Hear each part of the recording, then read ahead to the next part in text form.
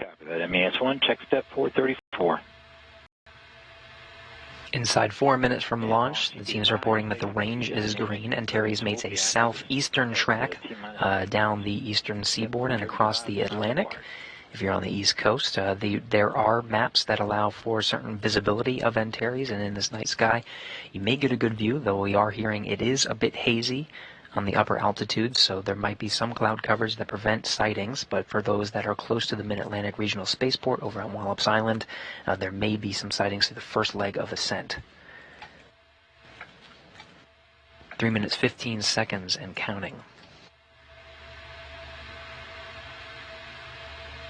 LC Elect 1, FC Command is in flight mode. Copy that. Check 437.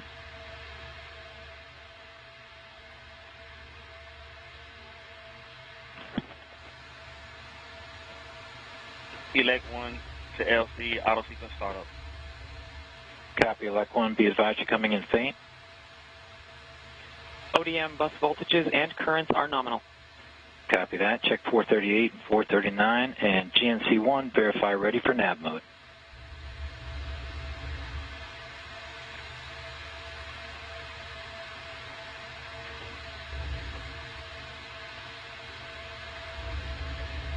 LC GNC-1, ready for nav. Copy that. Ops 2, switch to nav. LC Ops 2, switched to nav. Check 441.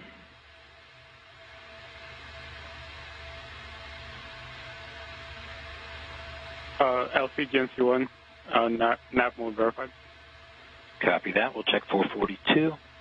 And we're at T-minus 2 minutes and counting.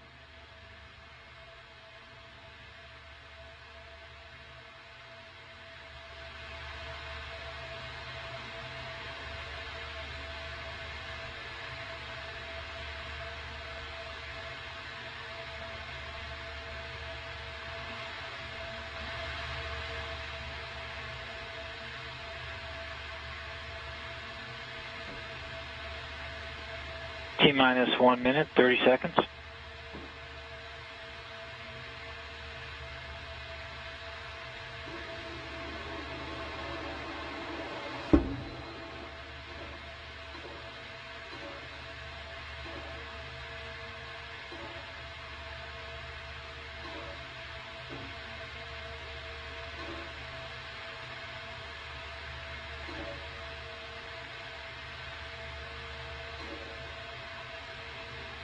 T-minus 1 minute.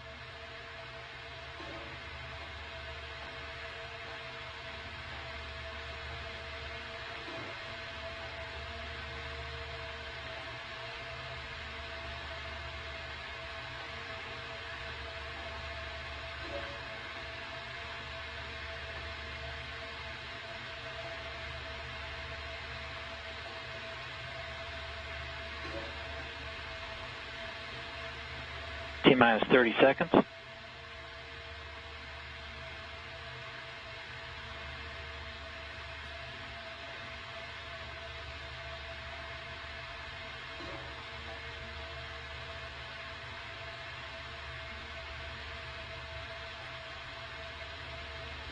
T-minus 10.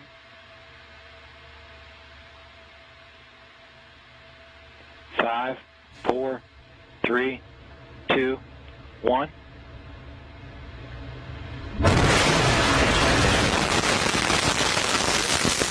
Lift off the Antares NG-19 launch vehicle off flight facility.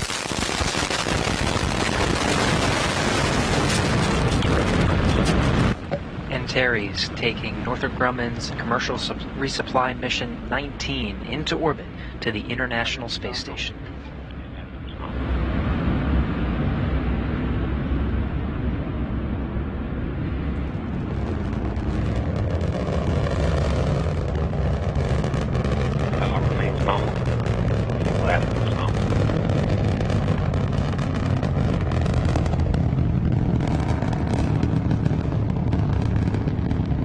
Flight controllers reporting a nominal ascent for Antares.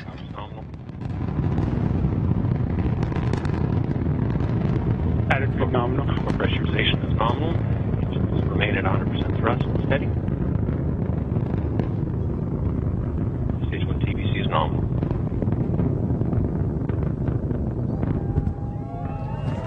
Attitude nominal. Vehicle attitude remains nominal. Electrical power is nominal. Vehicle passing through max Q. Vehicle now passing through max Q.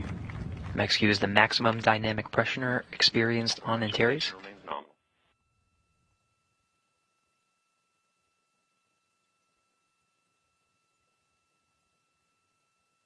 Core pressurization valves are nominal. Engines remain nominal and steady. LCA, your go. Godspeed, Antares.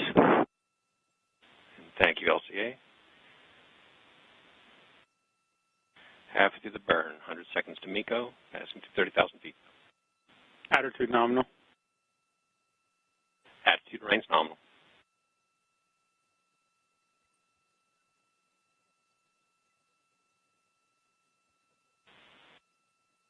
Engine remains nominal, steady at 100%.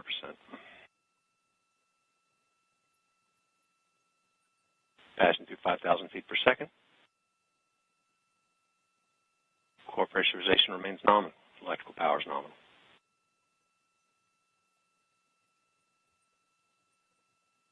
TVC remains nominal. Engines remain nominal.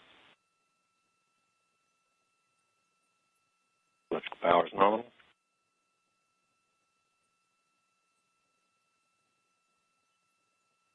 Core position is nominal. We're approximately 40 seconds from MECO.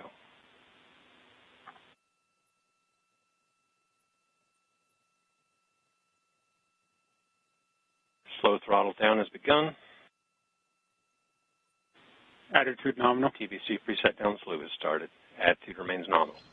3 minutes into the flight of Antares, we got about 15 seconds until main engine cutoff. Rapid throttle down, steady at 55% thrust.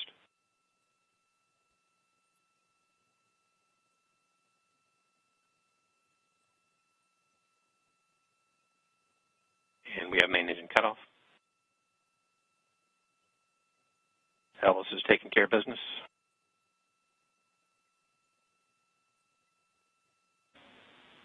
We have stage separation.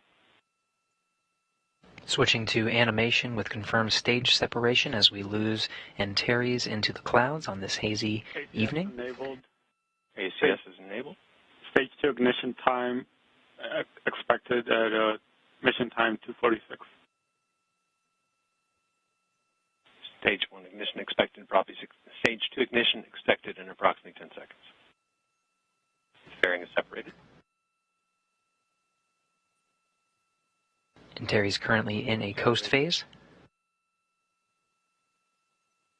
Stage 2 ignition and TVC battery is nominal. Second stage solid rocket motor has ignited. Power remains nominal.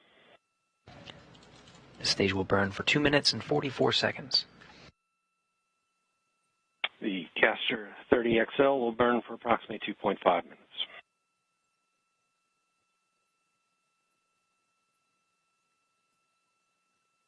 Power remains nominal.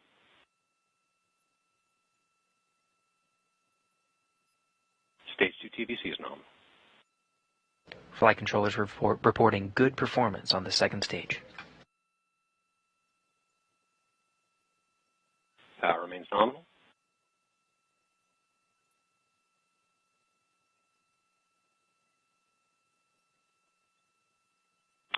TVC remains nominal in stage 2. And power is nominal.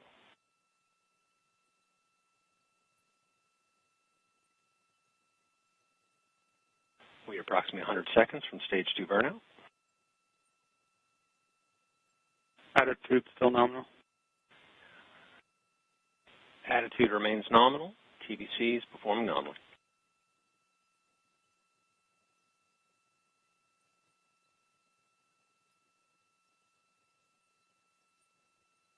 Power remains nominal.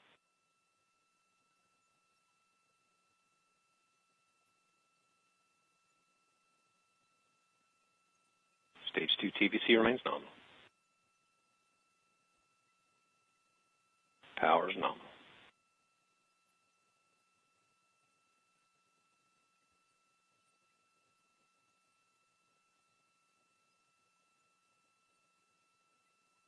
TVC remains nominal. 50 seconds to stage 2 burnout.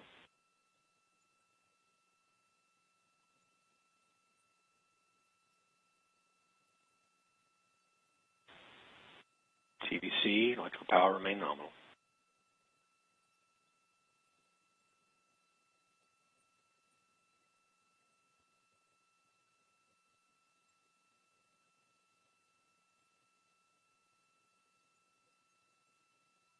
CVC and power remain nominal. We're beginning to see tail off in motor pressure, and we have stage 2 burnout.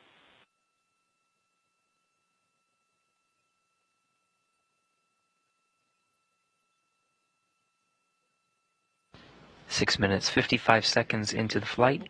The second stage solid rocket motor has burned out. ACS enabled. ACS enabled. We're now entering about approximately a 2-minute coast phase. Antares is in orbit and will coast for roughly 100 seconds prior to payload separation.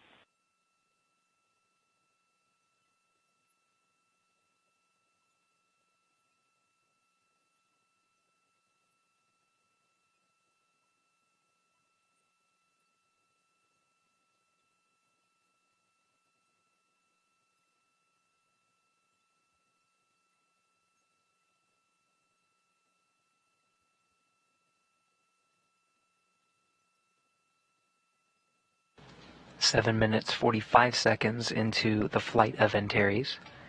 After spacecraft separation, it will take approximately 2 hours, 30 minutes until the solar arrays are unfurled to start collecting power for the Cygnus vehicle. Shortly after spacecraft separation, we'll have a representative from the International Space Station program online to provide some comments on the flight of Antares and some comments on Cygnus's journey to the International Space Station. We'll plan to wrap our coverage shortly after orbital insertion, but please stay tuned for updates online on the solar array unfurl.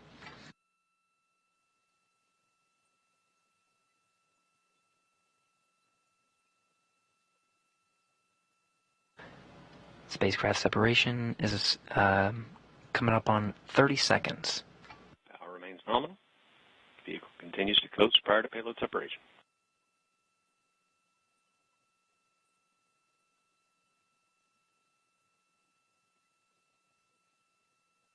And we have payload separation.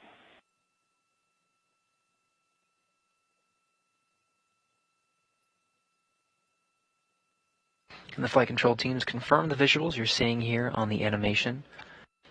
Cygnus has separated from the Antares second stage, flying free and beginning its journey to the International Space Station.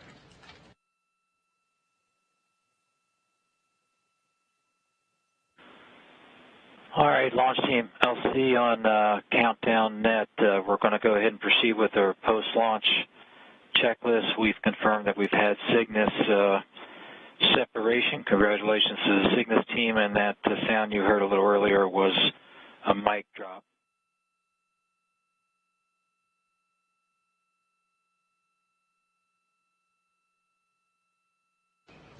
You're getting a live view of the Wallops Range Control Center. This is the team that was overseeing the launch of Antares from Pad 0A over at the Mid-Atlantic Regional Spaceport.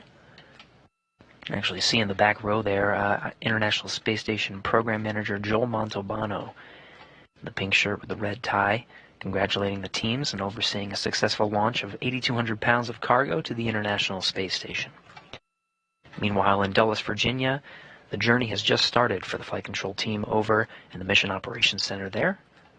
They'll be overseeing Cygnus's journey to the International Space Station over the next few days.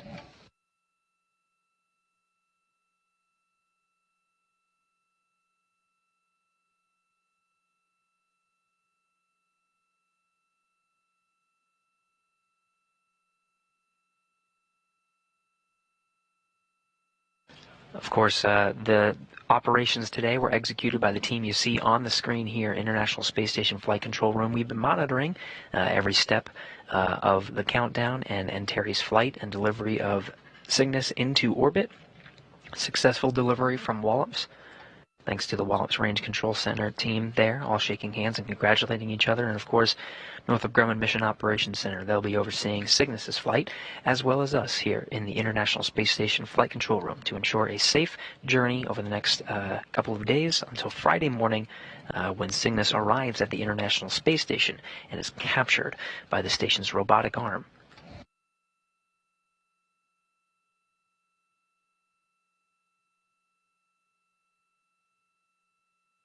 Now, after a successful operation this evening, we are lucky enough to have Jeff Arendt, who is the manager of the Systems Engineering and Integration Office and the International Space Station program based here in Houston. Jeff, how do you hear us? Loud and clear. Gary, how do you hear me? Hey, loud and clear. Thank you for joining us, Jeff, and providing some remarks. We just saw Antares deliver 8,200 pounds of cargo, including science and supplies, to the into orbit, and it's on its way to the International Space Station. I'm curious, from your perspective, from the International Space Station program perspective, what are some of the key highlights of science, hardware, something on this vehicle, something on this mission that you're particularly looking forward to arriving at the International Space Station? Yeah, that's a great question. I think three come to my mind pretty quick. The first would be this is the final iteration of the Sapphire series of spacecraft fire protection experiments, and so that's flying on this flight. That's been a really interesting set of experiments, and we've learned a tremendous amount, to be honest with you.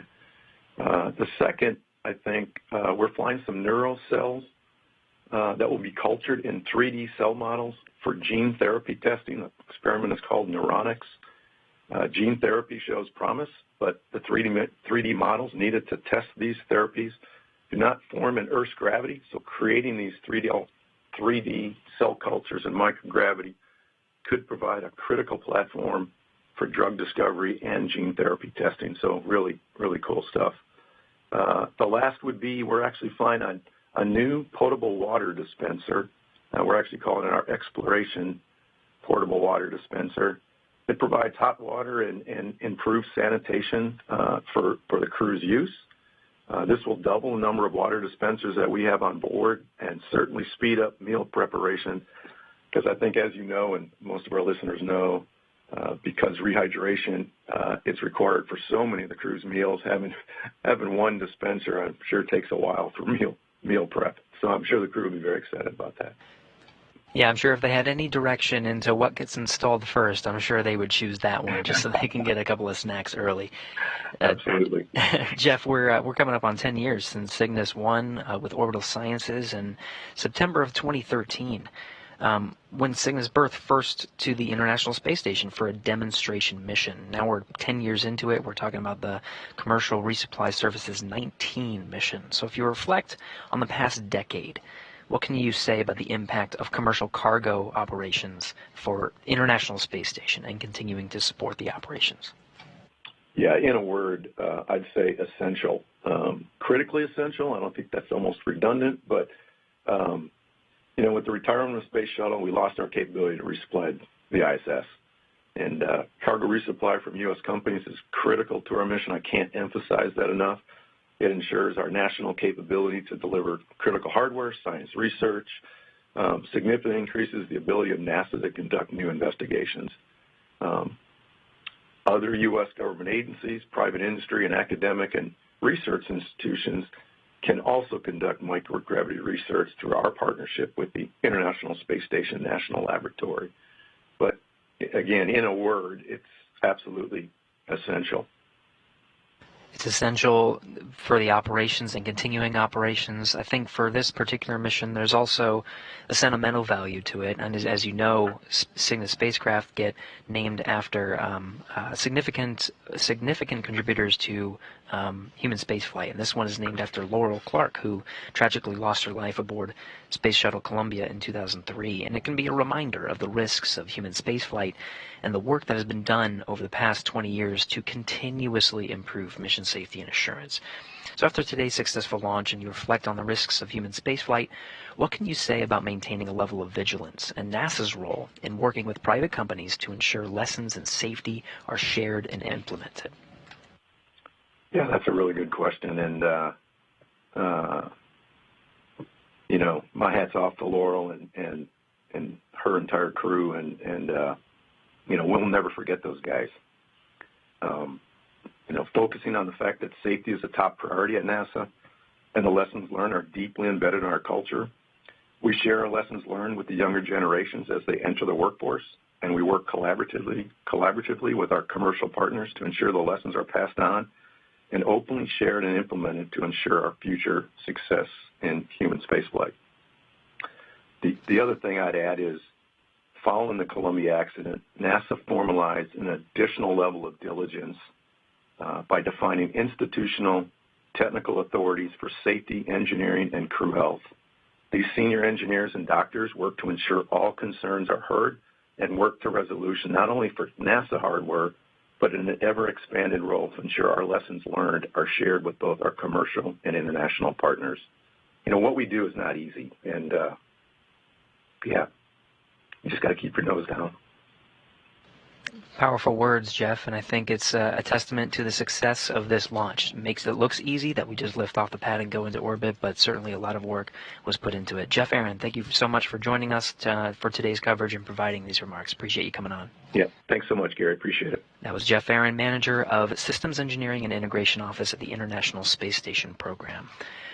With that, we will begin concluding our coverage for today's launch. Again, Cygnus is in orbit after a successful orbital insertion by the Antares launch vehicle, and it will make its journey to the International Space Station, rendezvousing Friday for a capture and berthing. You can tune into our coverage then. On Friday morning, we'll begin our coverage at 4:30 a.m. Eastern Time. We're expecting the capture by the robotic arm controlled by Woody Hoberg, the prime robotic arm operator, and backed up by Frank Rubio at 5:55 a.m. Eastern Time, 4:55 a.m. Central Time on Friday, August 4th. Now, since this is a berthing operation, we'll break our coverage and begin the installation coverage at 7:30 a.m. Eastern Time, 6:30 a.m. Central, where Cygnus will be maneuvered by the station's robotic arm and berthed to the Unity port of the International Space Station. This is the center node that is part of the International Space Station and the common home for Cygnus vehicles that arrive aboard the orbiting complex. Now again, we're about to wrap up our television coverage, but stay tuned online for updates on the unfurling of the Ultraflex solar arrays on the Cygnus that will provide power for its journey and arrival at the International Space Station on Friday morning. Now, that will wrap up our coverage here in Mission Control Houston. Thank you for joining us.